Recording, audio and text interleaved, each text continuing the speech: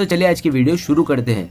दोस्तों वीडियो शुरू करने से पहले मैं आपको एक बात बता दूं कि आपने अभी तक हमारे इस चैनल को सब्सक्राइब नहीं किया हो तो नीचे पर आपको ग्रीन बटन में सब्सक्राइब करके लिखा रहा होगा, इसके ऊपर क्लिक कर लीजिए और साइड में नोटिफिकेशन बेल भी आएगा, उसको भी क्लिक कर लेते हैं कि आपको मिल सके हमारे अगले वीडियो की नोटिफिकेशन सबसे पहले और आप कुछ नया नया सीख सके।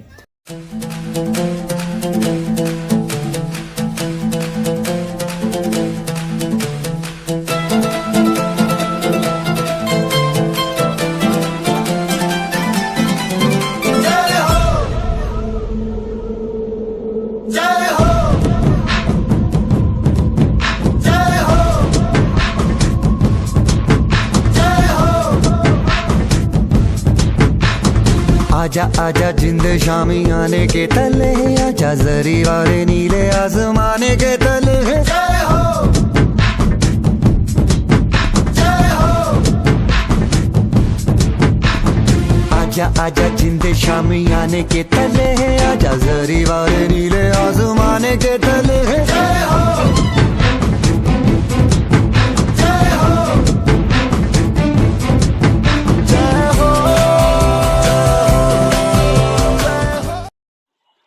नमस्कार विद्यार्थीओ, अत्यारे આપણે આ લેક્ચરમાં નવું ચેપ્ટર ચાલુ કરી વનસ્પતિ વૃદ્ધિ અને વિકાસ। ચેપ્ટરનું નામ છે વનસ્પતિ વૃદ્ધિ અને વિકાસ।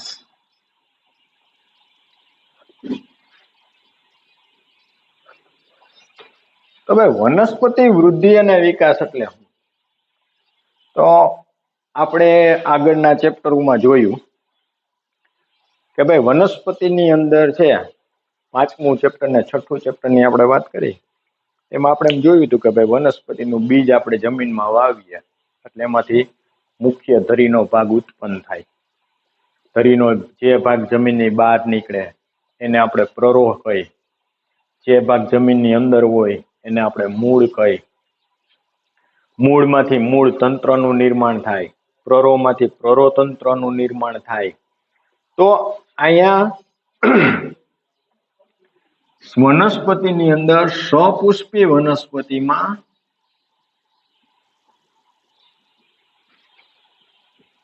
આયોજન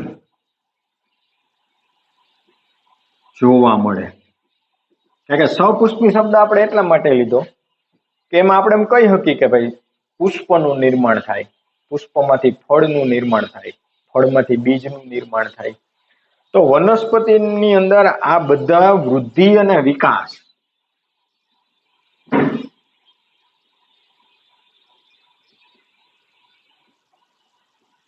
કેવી રીતે થાય? કોઈ પણ વનસ્પતિનું પર્ણ છે ઉત્પન્ન થાય, અંકુરણ થાય ત્યારે કદમાં નાનું હોય, પછી ધીમે ધીમે એનું કદ મોટું થાય, પર્ણ એનો નિર્ધારિત કદ ધારણ કરે। કોઈ પણ છોડ છે એ વાવ્યો હોય ત્યારે કદમાં નાનો હોય, એ મોટો થાય, કેને આધારે? તો વનસ્પતિની અંદર આ ચેપ્ટરમાં આપણે અમુક ટોપિકનો અભ્યાસ કરવાનો છે કે વૃદ્ધિ, વિભેદન। પેલો મુદ્દો આવશે આપણો વૃદ્ધિનો, વિભેદન। વિભેદન માટે તમને યાદ કરાવું તો આપણે ત્યાં જોયું તો મૂળના વિવિધ પ્રદેશોમાં, છેલ્લે આવતો તો વિભેદનની વાત, પરિપક્વન પ્રદેશમાં વિભેદન, પછી વિકાસ, વનસ્પતિ વૃદ્ધિ નિયામકો, પછી આવશે વિકાસ, વનસ્પતિ વૃદ્ધિ નિયામકો। વનસ્પતિ વૃદ્ધિ નિયામકો એટલે અંતઃસ્ત્રાવ। વનસ્પતિમાં કયા કયા પ્રકારના અંતઃસ્ત્રાવ છે? વાસંતીકરણ અને બીજ સુષુપ્તતા।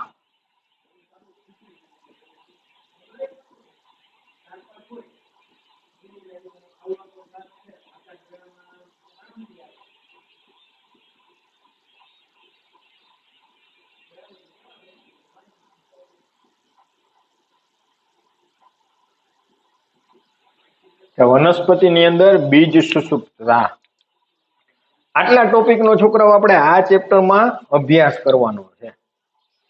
તો પેલા આપણે જોઈએ બીજાંકુરણથી આપણું ચેપ્ટર ચાલુ કરીએ. પ્રસ્તાવના તમે વાંચજો, એમાં કોઈ બહુ એવી ખાસ માહિતી છે નહીં, જૂના ચેપ્ટરોનું યાદ કરાવ્યું છે.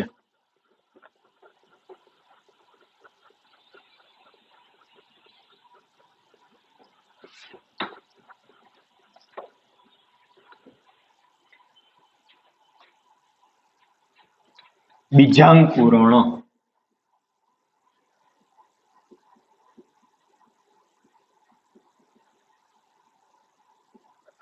તો બીજાંકુરણ એટલે શું?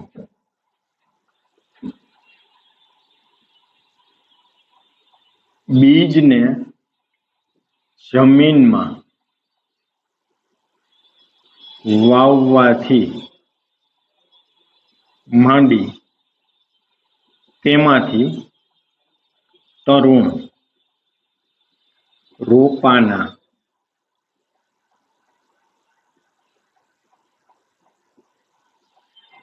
નિર્માણ ની ક્રિયાને બીજાંકુરણ કહે છે. બીજને, કોઈ પણ બીજને તમે જમીનમાં વાવો, એકદળી વનસ્પતિ કે દ્વિદળી વનસ્પતિના બીજને આપણે જમીનમાં વાવીએ, એમાંથી અંકુરણ થાય એટલે મુખ્ય ધરીનો ભાગ બહાર આવે. મુખ્ય ધરીનો ભાગ બહાર આવે એટલે એની અંદર વૃદ્ધિ થાય, એમાં પર્ણનું નિર્માણ થાય. પર્ણમાંથી આગળ વૃદ્ધિ ચાલુ થાય એટલે પર્ણ ધીમે ધીમે મોટા થાય. ઈ પ્રકાંડમાં, ઈ ધરીમાંથી નવી શાખા નીકળે, નવી શાખામાં નવા પર્ણ આવે, ધીમે ધીમે છોડનું સ્વરૂપ ધારણ કરે. આ ક્રિયાને બીજાંકુરણની ક્રિયા કહેવાય.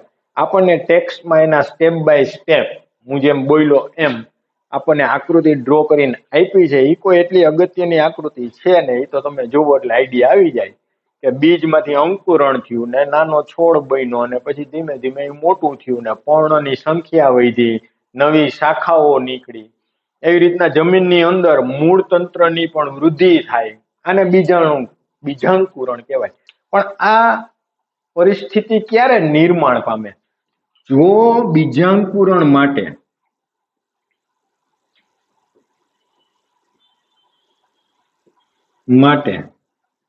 પર્યાપ્ત પરિસ્થિતિ હોય, એટલે કે અનુકૂળ, બધી પરિસ્થિતિ અનુકૂળ હોય, કુદરતના અજૈવિક પરિબળો, યોગ્ય તાપમાન હોય, યોગ્ય માત્રામાં એને પાણી મળતું હોય, જમીનની અંદર યોગ્ય માત્રામાં ઓક્સિજન હોય, ખનિજ યોગ્ય માત્રામાં પ્રાપ્ત થતા હોય, એટલે બધા જ પરિબળો અનુકૂળ હોય તો જ બીજનું અંકુરણ થાય, નકર બીજનું અંકુરણ થાય નહીં.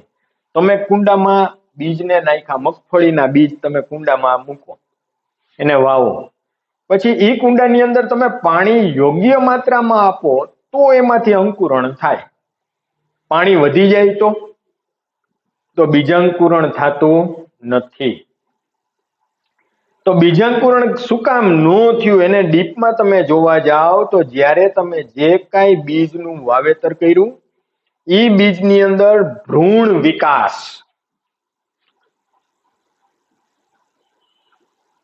વિકાસ યોગ્ય થતો નથી.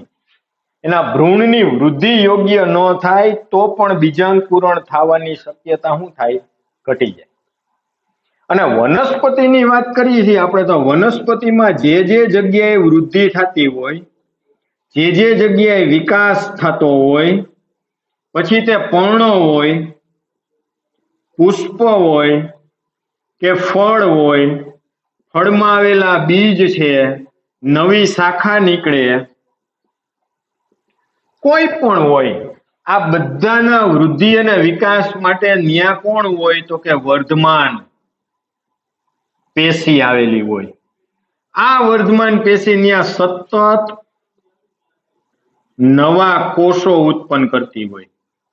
જો એ સતત ત્યાં નવા કોષો ઉત્પન્ન ન કરે તો પણ ત્યાં વૃદ્ધિ વિકાસ થતો નથી. તો આ થઈ કોની વાત? વિકાસ. વિકાસ એટલે શું? તો કે વિકાસ બે બાબતનો સરવાળો છે.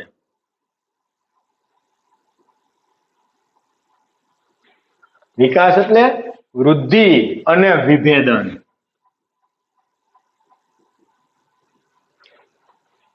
વૃદ્ધિ થાય, નવા કોષ ઉત્પન્ન થાય, ઉત્પન્ન થયેલા કોષો વિભેદીકરણની પ્રક્રિયામાંથી પસાર થાય, સ્થાયી થઈ જાય, પેશીઓનું નિર્માણ કરે, ત્યારે એની અંદર છે એ વિકાસ થાય. વિભેદન આ શબ્દથી આપણે પરિચિત છીએ. છઠ્ઠા ચેપ્ટરની અંદર આપણે આવી ગયું. મૂળના વિવિધ પ્રદેશો, મૂળ ટોપ, કોષ વિભાજન પ્રદેશ, કોષ વિસ્તરણ પ્રદેશ અને પરિપક્વન પ્રદેશ. પરિપક્વન પ્રદેશમાં યાદ કરો, જ્યારે કોષો સંપૂર્ણપણે એની લંબાઈમાં ને એના ઘેરાવામાં વૃદ્ધિ પામી જાય, પછી આવા કોષો કોષ વિભાજન કરવાનો ગુણધર્મ ગુમાવી દે છે, સ્થાયી થઈ જાય છે, પરિપક્વ થઈ જાય છે. તો આવા કોષોને વિભેદિત કોષ કીધા હતા ને આ ક્રિયાને કોષ વિભેદનની ક્રિયા કીધી હતી. એટલે જૂનું તમારે ભૂલી જવાનું નથી, નકર હવે પછી ચેપ્ટરમાં એવું લાગશે કે આ શું આવ્યું વિભેદન. આ તો હું તમને દરેક વખતે જૂની થોડીક સમજૂતી યાદ કરાવતો રહીશ એટલે વાંધો ન આવે, છતાંય તમારે વાંચવાનું ચાલુ જ રાખવાનું છે. વૃદ્ધિની વ્યાખ્યા દેવી હોય તો વૃદ્ધિ ચયાપચયની પ્રક્રિયા સાથે સંકળાયેલી છે.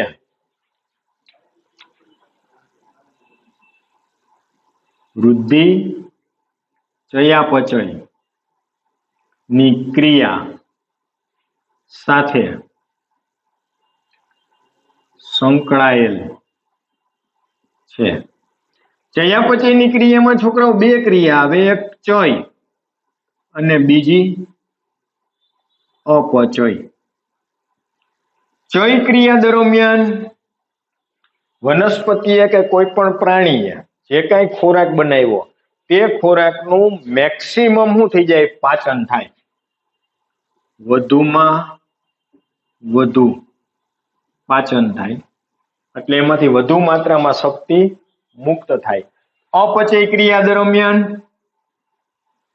પાચન દર ઘટે, એટલે ખોરાક મેળવો ખરા. દાખલા તરીકે વનસ્પતિની વાત કરી તો વનસ્પતિએ ગ્લુકોઝ બનાવ્યો, પણ એ ગ્લુકોઝ 3 સ્ટેપમાંથી પસાર થાય: ગ્લાયકોલિસિસ, ક્રેબ્સ ચક્ર, ઓક્સિડેટિવ ફોસ્ફોરાયલેશન. આ તમને ખ્યાલ જ છે.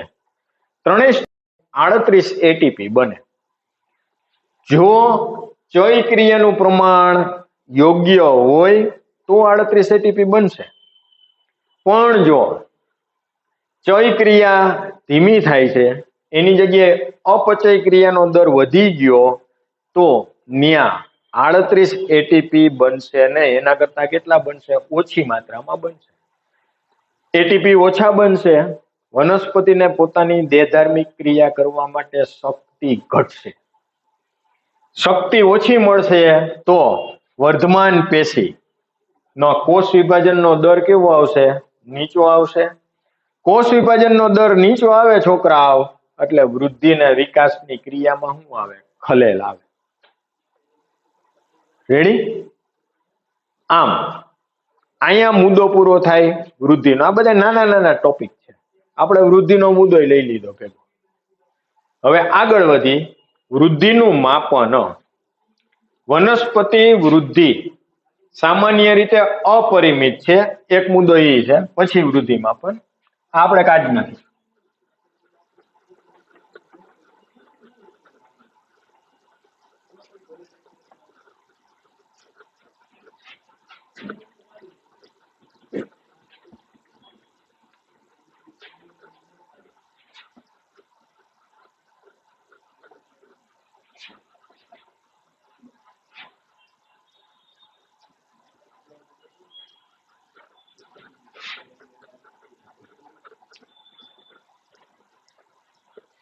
એન પછીનો ટોપિક વનસ્પતિ વૃદ્ધિ સામાન્ય રીતે અપરિમિત છે.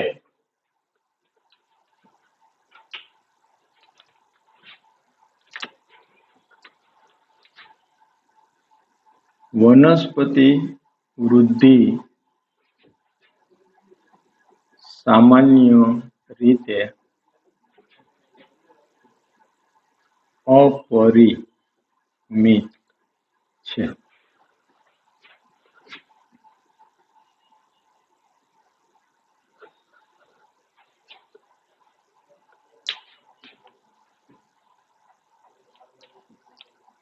હવે આ શું કામ એને અપરિમિત એટલે શું? તો કે એકવાર વનસ્પતિમાં વૃદ્ધિ થઈ ગઈ પછી વૃદ્ધિ ઘટે નહીં.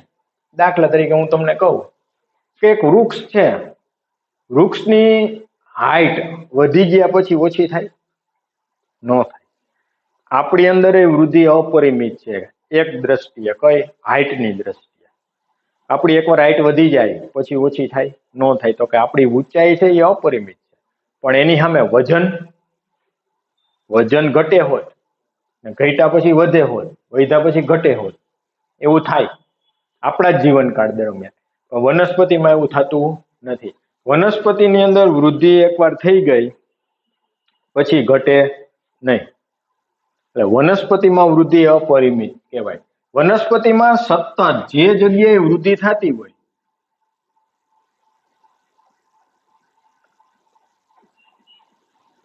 ત્યાં વર્ધમાન પેશી આવેલી હોય. આ વર્ધમાન પેશી છે એ શું કરશે? સતત છે એ કોષ વિભાજન ચાલુ રાખશે.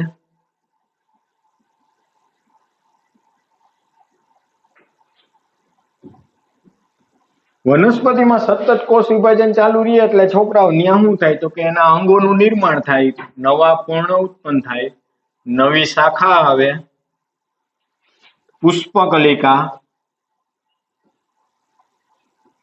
પુષ્પ, ફળ, બીજ નિર્માણ થવાનું શું રહે? ચાલુ રહે. આ ક્યારેય બંધ થતું નથી. પણ જો વનસ્પતિની અંદર આ સતત ને સતત કોષ વિભાજન ચાલુ રહે તો ક્યારેય અંગો બને નહીં. વનસ્પતિની અંદર અંગોનું નિર્માણ બનવું જોઈએ, અંગોનું નિર્માણ થવું જોઈએ. એટલે જ્યારે કોષો વિભાજનને અંતે કોષો તેની લંબાઈ અને ઘેરાવામાં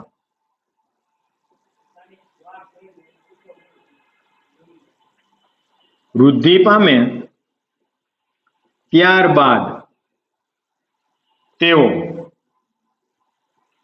કોષ વિભેદનની ક્રિયા કરે. હવે કોષ વિભેદનની પ્રક્રિયા કરી નાખે એટલે મેં તમને હમણાં આગળ કીધું તેમ તેઓ હવે કોષ વિભાજન કરવાનો ગુણધર્મ ગુમાવે. કોષ વિભાજન કરવાનો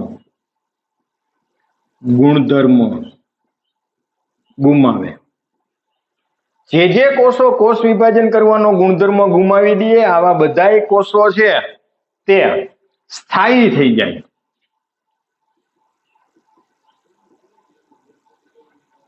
અને પેશીમાં રૂપાંતરિત થાય. કોષ વિભાજન કરવાનો ગુણધર્મ ગુમાવી દે, સ્થાયી થઈ જાય, પેશીમાં રૂપાંતરિત થઈ જાય. આ રીતે વૃદ્ધિ છે વર્ધમાન પેશીની ક્રિયાશીલતાથી વનસ્પતિના દેહમાં વર્ધમાન પેશીની ક્રિયાશીલતાથી વનસ્પતિના દેહમાં વૃદ્ધિ પામે તો જ વનસ્પતિની અંદર વૃદ્ધિ થાય. નકર પછી વનસ્પતિમાં વૃદ્ધિ થાય નહીં. તેને વૃદ્ધિનું નિરંતર એક ધારું વૃદ્ધિનું નિરંતર ક્યારેય સ્ટોપ થતું જ નથી. નિરંતર એટલે સતત ચાલુ રહે. વર્ધમાન પેશીની અંદર કોષ વિભાજન થવાનું સતત ચાલુ ને ચાલુ રહે, એટલે જ કહેવામાં આવે વનસ્પતિમાં વૃદ્ધિ સામાન્ય રીતે કેવી છે? અપરિમિત છે, ક્યારેય અટકતી નથી, ચાલુ જ રહે છે, બંધ થતું જ નથી. જ્યારે આપણી અંદર હાઈટ છે એ અમુક ઊંચાઈ સુધી થાય, પછી અટકી જાય, પણ ઘટે નહીં. જ્યારે વનસ્પતિમાં વર્ધમાન પેશીની ક્રિયાશીલતાને કારણે વનસ્પતિના ઘેરાવામાં વધારો થવાનું ચાલુ રહે, અટકતું નથી. વૃક્ષની વાત કરીએ આપણે, પછી તમે એમ કહો સાહેબ એ તો મગફળીના છોડમાં તો વૃક્ષ ઊંચું થતું નથી, પણ એની હાઈટ નિર્ધારિત છે, એની ફિક્સ હાઈટ છે, એથી ઊંચું ન થાય, કારણ કે છોડ સ્વરૂપની વનસ્પતિ છે. વેલા સ્વરૂપની વનસ્પતિ છે તો એ વેલા સ્વરૂપની વનસ્પતિની લંબાઈ એક નિર્ધારિત હોય, પછી એમાંથી નવી શાખા નીકળી જાય, એ પણ વૃદ્ધિ પામતી જાય. તો અહીંયા સજીવની વાત છે ને, વનસ્પતિ સજીવ છે તો એની અંદર વૃદ્ધિ થાય છે, પણ એના જીવનકાળ દરમિયાન થાય. મગફળીની અંદર માંડવી આપણે વાવી હોય, માંડવી પાકી જાય પછી એનું આયુષ્ય જ પૂરું થઈ ગયું, તો હવે થોડી વૃદ્ધિ થાય. જ્યારે વૃક્ષ લઈ લ્યો તમે, વડલો છે, પીપળો છે, લીમડો છે, કડવો, આંબો છે, આ બધા મહાકાય વૃક્ષ કહેવાય. હાઈટ વધ્યા પછી એમાં નવી શાખાઓ નીકળે રાખે, બંધ થાય નહીં. દ્વિદળી અને અનાવૃત બીજધારી વનસ્પતિમાં પાર્શ્વીય વર્ધનશીલ દ્વિતીય વૃદ્ધિની વાત, આ પ્રાથમિક વૃદ્ધિ થાય. દ્વિદળી વનસ્પતિ છે, અનાવૃત બીજધારી છે.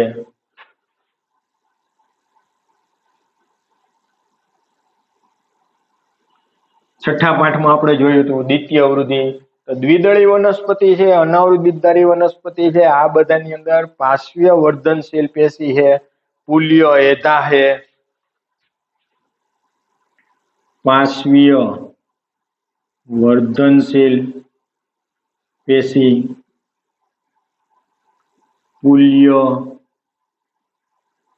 એધા, જેને આપણે ત્યાં બીજા નામથી પણ ઓળખતા હતા, જેને વાહી એધા કહેતા હતા, ત્વક્ષ એધા કહેતા હતા. અને આપણે પુલ્ય એધા એટલે વાહી એધા, ત્વક્ષ એધા, આ બધાને દ્વિતીય વૃદ્ધિ ના ઘટક તરીકે આપણે માન્યા હતા. પ્રાથમિક વૃદ્ધિ પૂરી થઈ જાય પછી આંતરપુલ્ય એધા, એધા વલયની સક્રિયતા થાય, એટલે એમાંથી આપણે જોયું હતું કે અંદરની ને બહારની બે બાજુ છે એ નવા કોષો ઉત્પન્ન થતા હતા. જલવાહક છે એ કચરાથી પરિઘ તરફ છે એ દબાણ આવતું હતું, અને પ્રકાંડનું જે થડ હોય, પ્રકાંડ છે, ત્યાં શું પડતી હતી તો કે વર્ષને અંતે તિરાડો પડતી હતી.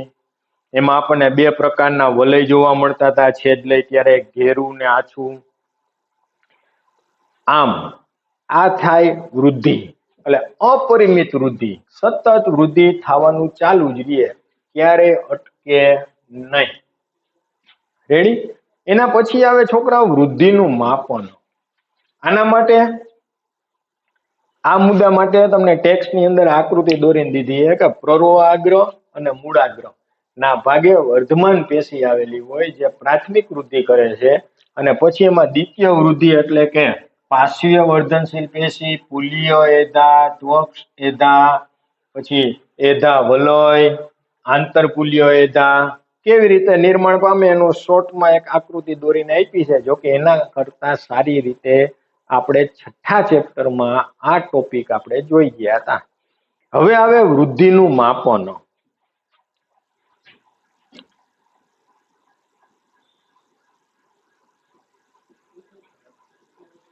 તો ભાઈ વૃદ્ધિનું માપન છે વિવિધ રીતે થઈ શકે, જુદી જુદી રીતે માપન થાય. વૃદ્ધિના માપન કરવા માટેના ઘણી બધી સિસ્ટમ છે. દાખલા તરીકે લંબાઈ, વૃક્ષની લંબાઈ, પર્ણોની સંખ્યા, પછી એમાં જ તમે ડીપમાં જાઓ તો કે પર્ણનું કદ,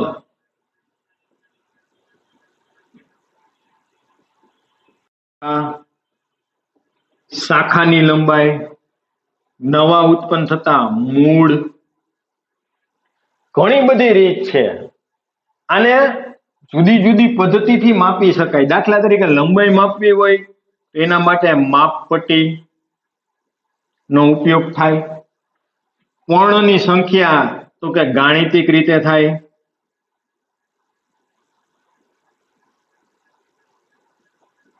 પર્ણનું કદ, તો આજે એક નવું પર્ણ ઉત્પન્ન થયું, અંકુરણ પામ્યું પર્ણ, તમે જોઈ લીધું, એને માર્કરથી ટીક કરી નાખો એટલે ખબર પડે કે આ પર્ણ છે. પર્ણ તો ઘણા બધા હોય છોડમાં.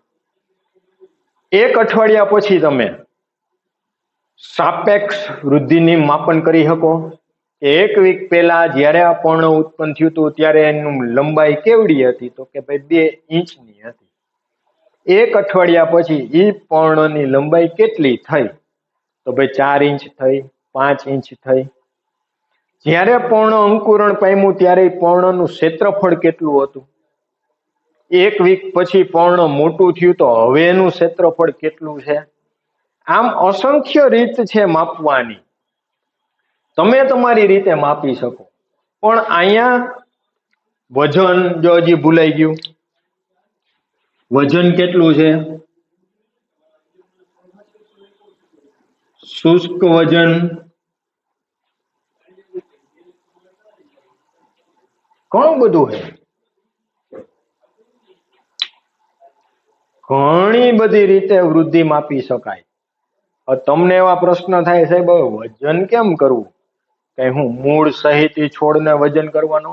એમ ન હોય છોકરાઓ. એના માટેના યંત્ર આવે, એના માટેના સાધન સામગ્રી આવે. અને આ બધી વસ્તુ તો તમારે ક્યારે આવશે અભ્યાસમાં, જ્યારે તમે લોકો કોલેજમાં જાશો, ત્યાં તમારે પ્રેક્ટિકલ કરવાનું થાય, ત્યારે તમારે આ બધા વૃદ્ધિ માપન સાધનો તમને ત્યાં જોવા મળશે. અત્યારે 12મા લેવલે તમને ખાલી અહીંયા થિયરીની દ્રષ્ટિએ આપેલ છે, પ્રેક્ટિકલની દ્રષ્ટિએ નથી આપેલ આપણા સિલેબસમાં. અહીંયા આપણી મર્યાદા આવી જાય.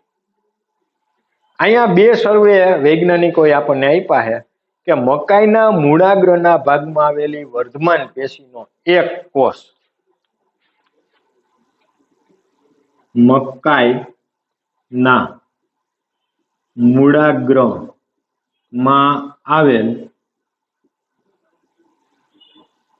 વર્ધમાન પેશીનો એક કોષની વાત છે. આ એક કોષ પ્રતિ કલાકે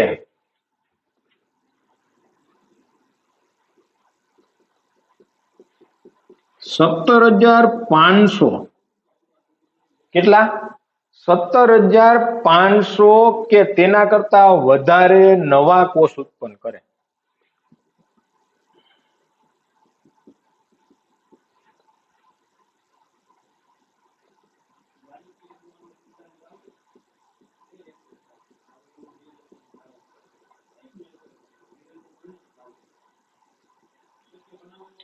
તો આ પણ એક પ્રકારની શું થઈ છોકરા, વૃદ્ધિ જ થઈ. સમજો આખી વાત. મહિનામાં નો આવે એવો આંકડો કે મકાઈના મૂળાગ્ર, એના મૂળના અગ્રભાગમાં આવેલા કોષો, તો મૂળના અગ્રભાગમાં કોણ હોય, વર્ધમાન પેશી હોય. આપણે 5મા પાઠમાં ભણ્યા હતા. આ વર્ધમાન પેશી એક જ કલાકમાં 17,500 નવા કોષ ઉત્પન્ન કરી નાખે. આ થઈ એની વૃદ્ધિ. અહીંયા વૃદ્ધિનો આ પ્રકાર છે એ કઈ બાબતને સૂચવે છે, તો કે સંખ્યામાં બતાવે છે કે મૂળાગ્રમાં એક કલાકમાં 17,500 નવા કોષ ઉત્પન્ન થાય છે. આ કોષોની સંખ્યામાં થતી વૃદ્ધિ થઈ. એક જ કોષ. તો આવા તો મૂળાગ્રમાં કેટલા કોષ હોય, કારણ કે મૂળાગ્રની રચના તો આપણે જોઈ શકીએ પણ એના કોષોને જોઈ ન શકતા.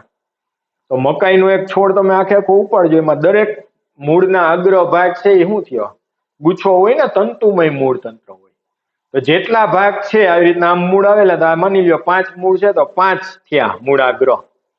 તો એક કોષમાંથી આટલા ઉત્પન્ન થાય, તો 5 માંથી કલાકે, તો 24 કલાકે કેવડા કોષ ઉત્પન્ન થઈ જાય? તો આ વૃદ્ધિ છે એ શેમાં બતાવે? તો કે સંખ્યામાં થતો વધારો. આ વૃદ્ધિનું ઉદાહરણ એના માટે. તરબૂચની અંદર એવું છે કે તરબૂચમાં કોષ પોતાના કદમાં 1 કલાકમાં તરબૂચનો કોષ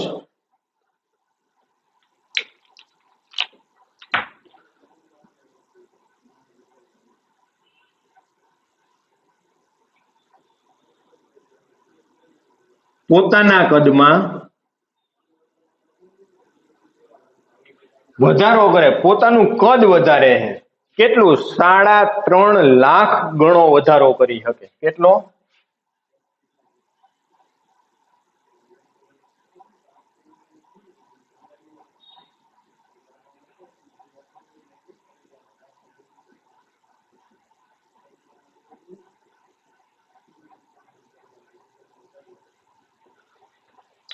બે ઉદાહરણ જોઈ લ્યો સ્પષ્ટ. અહીંયા સંખ્યામાં વધારો થાય છે એની વાત છે. અહીંયા તરબૂચનો કોષ છે એ જેવડો હોય એવડો, ઈ ધારે એટલે એનું કદ છે ને 3.5 લાખ ગણું મોટું થાય. તો ન્યા શું થયું? તો કે એના કદમાં વૃદ્ધિ થઈ, કદની અંદર વધારો થાય છે, એટલે કદમાં વૃદ્ધિ થઈ. રેડી? તો આ વૃદ્ધિ થઈ, ને વૃદ્ધિનું માપન જુદી જુદી રીતે થઈ શકે. ટેક્સ્ટની અંદર ટોપિક બહુ નાના આપ્યા છે, આપણે અહીંયા થોડાક વિસ્તૃતમાં લઈ છીએ, એટલે ટેક્સ્ટની અંદર પાછું જોવું. બરાબર? ટેક્સ્ટ સિવાયની પણ માહિતી આપણે આપતા અહીંયા ક્લાસમાં હોય. હવે એના પછીનો ટોપિક છે કે વૃદ્ધિના તબક્કા. આપણે આ કાઢી નાખીએ.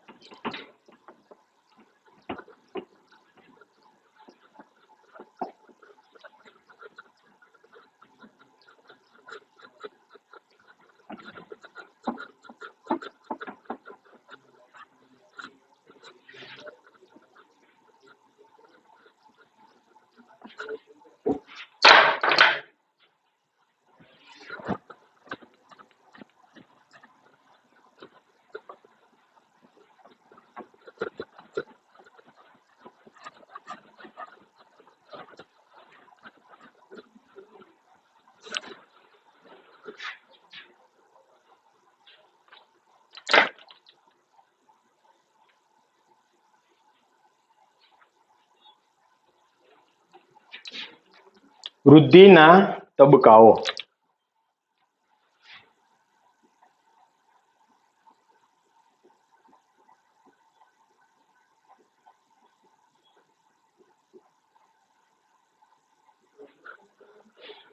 તો વૃદ્ધિના તબક્કા આ મુદ્દો છે એ આપણે આગળ જોઈ ગયા છીએ, પણ છતાંય આપણે અહીંયા આપ્યો છે એટલે પાછો લઈ 5મા ચેપ્ટરમાં આપણે લીધો તો વૃદ્ધિના સમયગાળાને સામાન્ય રીતે 3 તબક્કામાં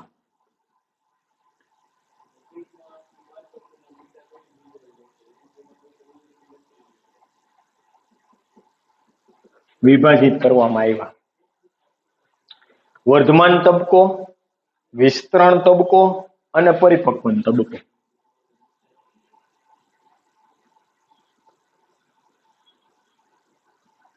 વર્ધમાન તબક્કો, વિસ્તરણ તબક્કો અને પરિપક્વન તબક્કો. હવે ત્રણેય તબક્કાના નામ જોઈને તમને આઈડિયા આવી ગયો હશે કે હવે આમાં વાત શું કરવાની છે.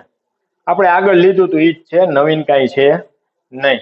આ 3 સ્ટેપમાં વિભાજિત કરવામાં આવ્યા. વનસ્પતિની અંદર વૃદ્ધિ છે એ 2 ભાગમાં થાય. એક પ્રરોહ આગ્રહ અને મૂળાગ્ર. પ્રરોહાગ્ર અને મૂળાગ્ર બે જગ્યાએ આવેલી હોય વર્ધમાન પેશી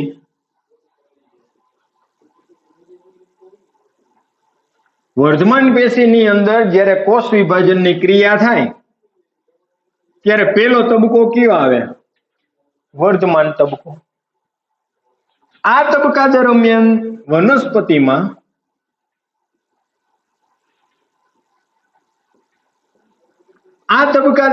વનસ્પતિમાં શું થાય? કઈ ઘટના થાય? તો કે આ તબક્કા દરમિયાન સતત નવા કોષો ઉત્પન્ન થવાનો ક્રમ ચાલુ રહે. કોષ વિભાજન સતત ચાલુ રહે, જેને કારણે નવા કોષો છે એ ઉત્પન્ન થાય જ રાખે. આ ઉત્પન્ન થયેલા નવા કોષ છે એ જીવરસથી શું હોય? ભરપૂર હોય.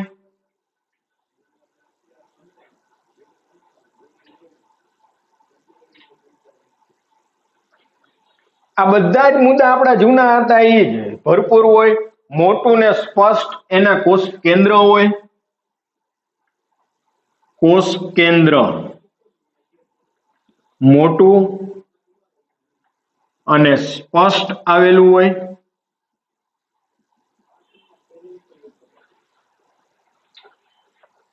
કોષ દિવાલ પ્રાથમિક હોય, પાતળી હોય.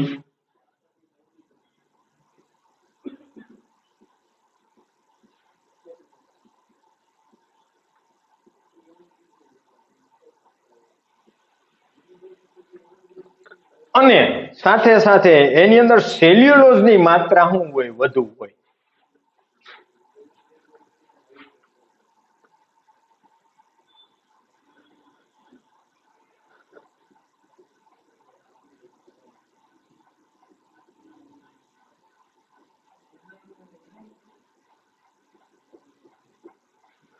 એમાં સેલ્યુલોઝ વધુ માત્રામાં આવેલો હોય. આ ઉપરાંત એનો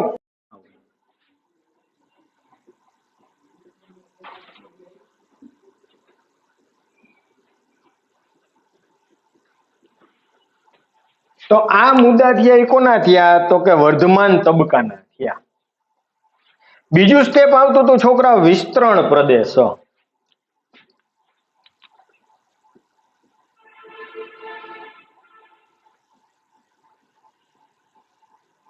હવે આપણને ખબર જ છે કે જે કોષો ઉત્પન્ન થયા ઈ કોષ છે એ કેવા છે? જીવરસથી ભરેલા છે. કોષ કેન્દ્ર એનું મોટું છે ને સ્પષ્ટ છે. આ કોષો હવે વિસ્તરણ પામે. કોષો મોટા કદની રસધાનીનું નિર્માણ કરે. કોષોમાં મોટા કદની રસધાનીનું નિર્માણ થાય. રસધાની મોટા કદની બને તો એ રસધાની હોય ક્યાં? કોષની અંદર જ હોય ને. તો રસધાનીનું કદ વધશે તો શું થાય? કોષનું કદ વધશે.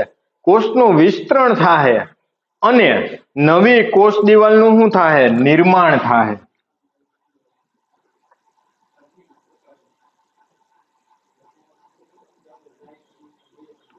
થશે અને નવી કોષ દિવાલ નું નિર્માણ થશે.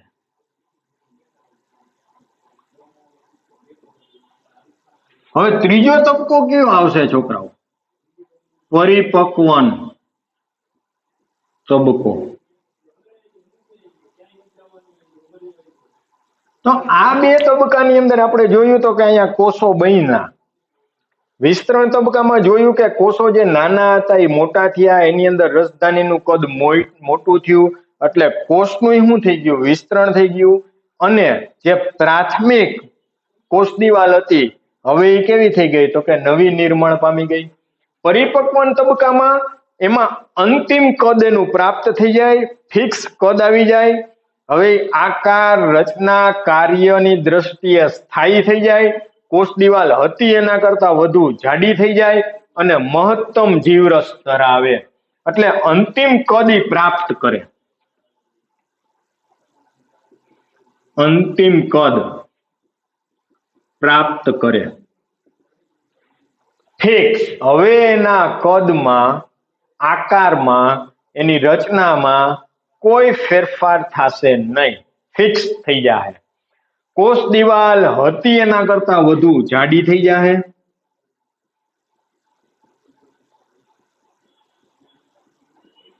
કોષ દિવાલ જાડી બની જાય અને મેક્સિમમ મહત્તમ જીરસ ધારણ થઈ જાય.